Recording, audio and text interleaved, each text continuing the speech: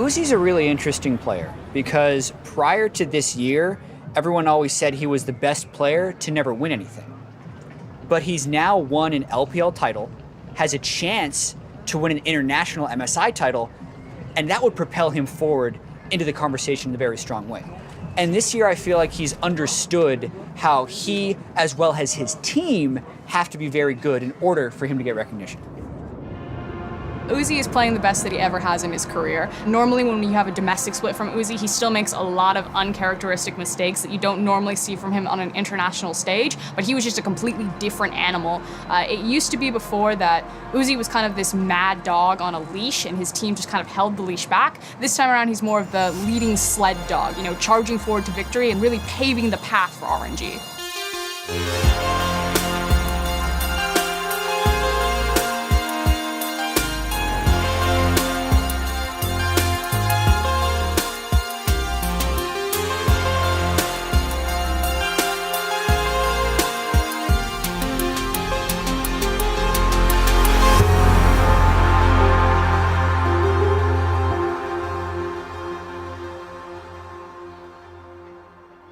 Hello and welcome to the conclusion of MSI 2018 as RNG ready to reclaim the MSI Championship trophy for the LPL as they look to take down Korea's King Zone, Dragon X.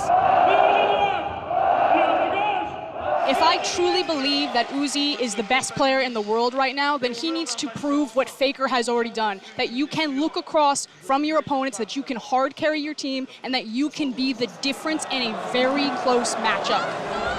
Ladies and gentlemen, in Paris and around the world, let's kick off the fight for the championship and the title. This is interesting for RNG.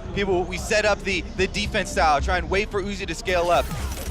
BDD finds himself under some pressure as 4 members of RNG look to run him down. First kill of the finals to Uzi.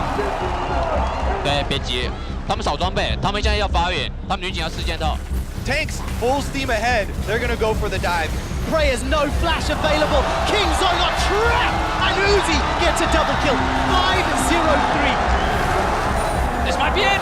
A multi-man stun from PDD's bought some time, but nobody is even touched. RNG are destroying, dismantling, deconstructing King Zone. And as King Zone run for their lives, Uzi goes godlike, takes down the inhibitor turret, and turns his attention to the Nexus turrets. And RNG are 1-0 up. Perfect start for RNG. What's interesting about the LPL in general, and especially Royal Never Give Up, is that they've kind of always been like this. They go to the international tournament, and all the way back to 2014, they would just play Raise the Puppy, protect Uzi. And it's interesting because in the context of the best teams of the world, you would always say that the team who plays multiple styles, that is triple threat team, is always going to have an advantage because they can play to that diversity, they can change up their playbook. We're loading up onto the Rift. It is game 2. It's another double tank comp on the side of RNG. Yeah, it's another comp where protecting Uzi is gonna be the big objective for them. They're very low. Uzi's also almost dead if they can just get to him. Oh, keep an eye on him. 400 hit points. BDD's looking for targets to Blade Surge. Not going to be able to find the stun though as Cast is on the front line. The last remaining full HP tank. Pod gets the rupture onto Lemmy. There's at the back end. There's a 2-for-1. Royal Never Give Up have lost this fight. More victims will fall. King Zone ace. Royal Never Give Up. 没关系，可惜。这个阵容确实伤害不太足。对，可惜。没关系。 King Zone are gonna be able to take the Nexus. 没关系，加油！ King Zone melts through Royal Never Give Up and even the series 1-1. In sports, and also in League of Legends, it's usually seen as an insult to be called one-dimensional. Every team that does something really well, you go into the playoffs, and because you only do one thing, someone counters you, and then you lose. And like, oh man, they really just have to be a more complete team. And for so long, that's been the criticism of Uzi. That's been the criticism of RNG. You can't win by funneling all your resources into one dude and just letting him carry. But that's how they won LPL. And if they win MSI, I think they can actually start changing that conversation. As far as being a complete team, if they just do one thing really, really well and win a tournament with the #1 team from every single region, I think that can change the way teams approach the game.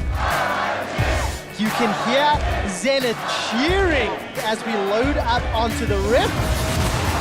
Here comes Uzi. Two-shot barrage tags onto Prey. The flash towards.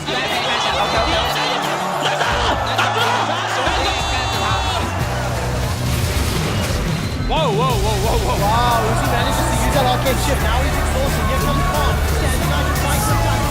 Uzi manages to get a downward arcade shift. Levy goes back by the torch. As he comes down, he's coming out. Now Levy's in trouble. He gets chopped down, taken out, and killed by Prey's auto attack. But it's Uzi with the double. Never doubt Uzi. He actually just baited everyone. Chain of Corruption manages to tag onto Uzi. He uses the QSS, manages to escape with his life for now. Stand United's buying some time. Uzi's just on the front line. They cannot lock down Uzi in time. King Zone have no defenses, have no power, and have nothing to stop RNG. Uzi's got a taste of winning this year, and he likes it. Now they are one game away. Uzi's been in the conversation of greatest ADC for a very long time, although I think he finally got to cement himself as the king of ADCs when he picked up the LPL title. He said that he didn't just want his domestic title, that he wanted his international one, and with that, I think you need to start having the conversation of possibly greatest player of all time. It's hard to undo Faker's legacy with how many titles he's achieved, but if Uzi begins picking up these international titles, who knows how long he's going to play for. He's a very young player. He's been mechanically gifted for so long. I think it's fair to say that he's at least now in the discussion if he lifts this MSI trophy. This is match point. The tournament life is on the line. Baron Pit is where the fight is. Look at this. It's already secured. King Zone, can they win the fight? Nethergoss buys some time, finally gets into There we go. Better reply kill. Crosses the first. Look at the furthest. They fly the cold back. And Uzi trying to do something. He's taken out. It's a double kill and King Zone get more. What an opening for King Zone. They just had the perfect team fight.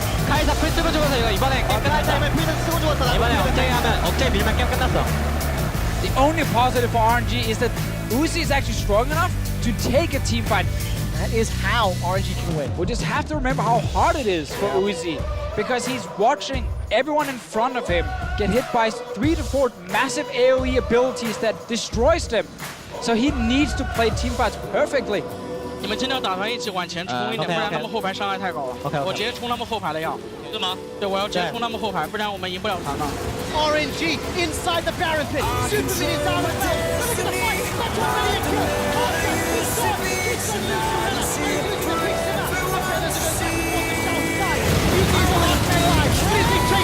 Killer Instinct flashes into the pit. How is he still alive? Uzi is doing it.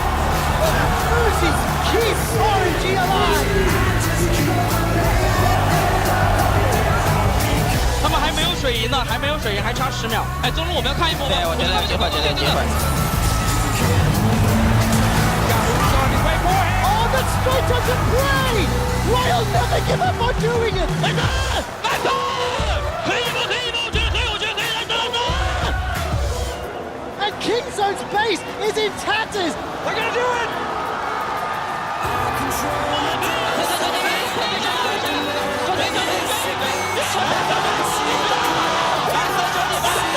Royal never give up, rule the world.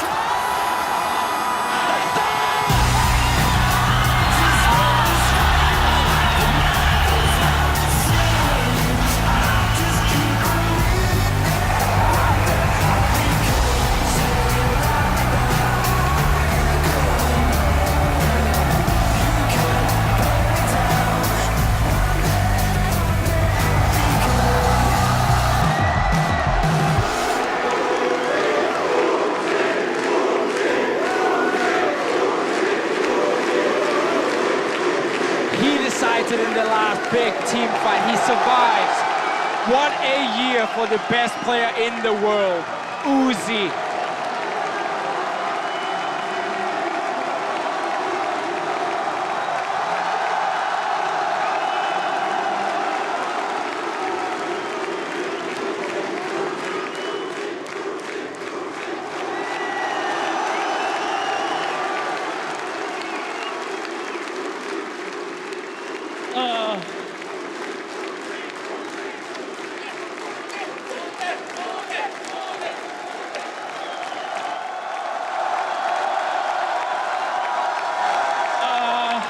其实真的，这是我6年以来一直一个最大的梦想。我觉得今天实现了，真的，我太开心了。我完全想象不到，我现在站在这里，真的我是冠军，我们是冠军，谢谢你们。